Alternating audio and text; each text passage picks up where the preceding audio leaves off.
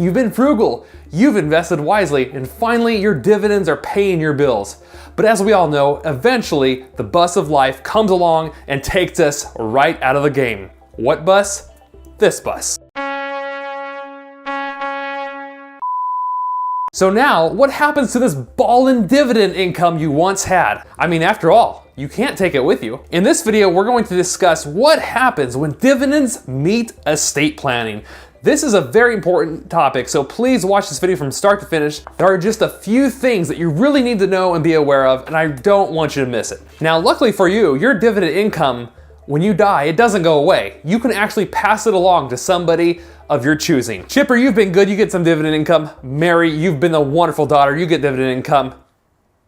Blizzard developer who created Diablo Immortal, nah, disinherited. Now sure, your dividend wealth will probably go to someone who doesn't deserve it, but hey, you love them, right? They're family. Remember, your family loves you very much too, and they've been waiting patiently for this moment. The moment of your demise.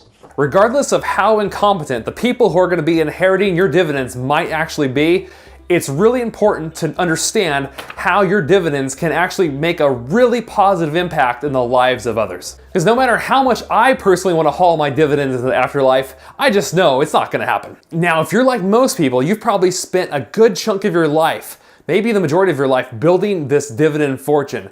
So think carefully who it will go to and how you want those assets to transfer once you pass away. And this is super important, guys, because if you don't do this right, the local government or the state can come in and take a nice hefty bite out of your estate, known as probate and other fees that you do not want to pay or you want to avoid as much as possible. What is probate, you ask? Probate means less money for your family and more money for the court systems and attorneys. Regarding probate costs, when all the costs are tallied, probate costs can easily cost anywhere from 3% up to 7% of one's total estate. I know what you're thinking, 3 to 7%, that's chump change. But on a couple $1 million, it's no longer chump change. It's a pretty hefty sum. We could be talking major bucks here, big bucks. Now, the cost associated with probate-related transactions include appraisal cost, personal representative fees, court cost for types of insurance policies known as a surety bond, plus legal and accounting fees. I can tell you that each state or maybe each county may have different laws concerning probate, so it's important for you to know what those laws are.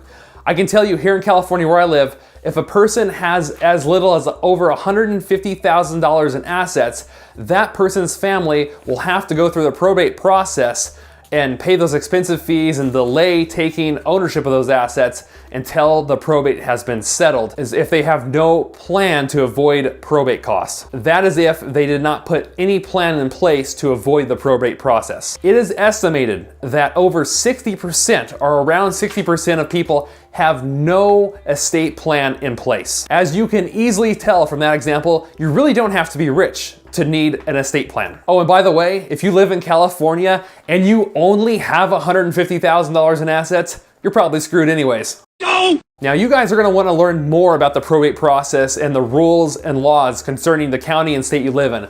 So what I would like you guys to do is seek out a local estate planning attorney, especially if you have a lot in assets. If you own a home, if you own a large investment portfolio, land, real estate, etc. So Mike, is there a way for me to protect my dividend paying assets and allow them to completely escape probate? Luckily for you, the answer is yes. Most investment accounts make it easy to pass on assets to your beneficiaries and avoid probate completely. What I want you guys to do is check with your brokerage firm provider and ask if they have a transfer on death option or payable upon death feature. I have found that most of them do. This will allow your brokerage account assets, the assets that you have that pay dividends to you, to completely transfer to the person you're choosing and avoid probate altogether. Now, if you want a lot more control and discretion about how those assets are transferred and how much you want your beneficiaries to receive at any given time, then I think it's really important that you make time to meet with an estate planning attorney in your area and set up a revocable living trust or a trust of some type. Setting up a trust will give you even more control of how your assets transfer down and pass to your beneficiaries.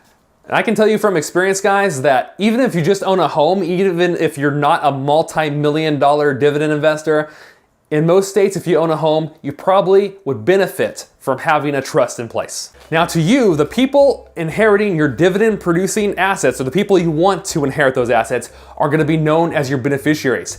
Now, what happens if somebody passes away and they don't have a will in place, they don't have a trust in place, no estate plan of any kind, then usually in that situation, the court systems get to decide who your assets go to. Clearly, folks, you and I, we don't want the court systems deciding who our assets go to when we die.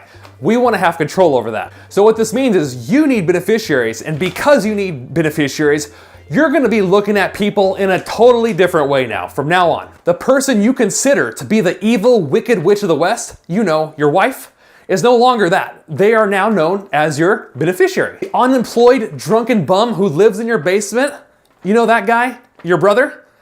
That's not your brother anymore. That is now your beneficiary. During this process, when you're deciding who your beneficiaries are, be very clear of who you list and update it regularly. Look at your beneficiaries at least once a year, because people's lives and circumstances change, relationships they have with people change, but once you die, it is set in stone. Whatever that document says is what goes. Make sure the people you've listed as your beneficiaries are truly who you want them to be. I can tell you as a real life CPA, there's so many instances I've seen where people die and the assets go to people they no longer even have a relationship with because they didn't take the time to update their beneficiary information. It's very important you do this, guys, very important. Because really, the last thing we want is your evil ex-spouse inheriting your fortune. But I mean, if you live in California, she probably already has it anyways, let's be honest.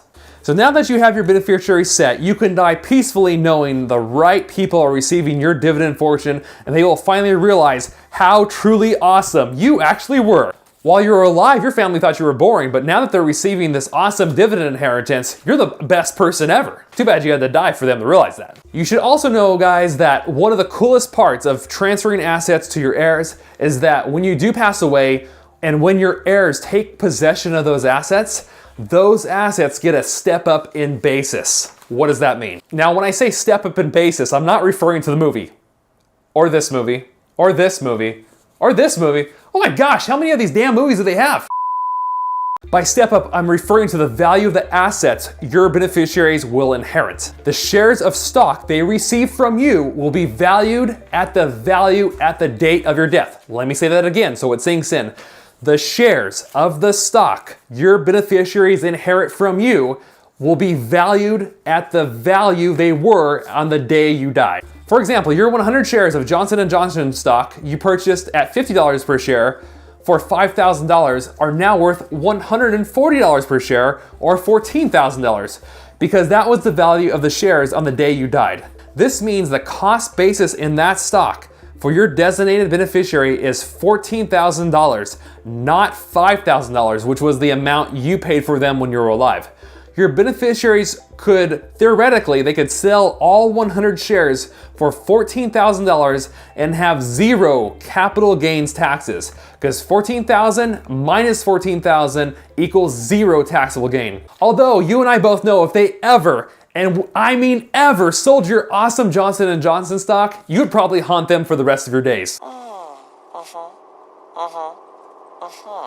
Last but not least, once the assets transfer over to your heirs, they too can begin receiving the dividend income you once received, or sell the investment accounts altogether. Due to the nature of my profession, you guys can imagine I've seen some very wealthy individuals' returns, brokerage accounts, and things like that.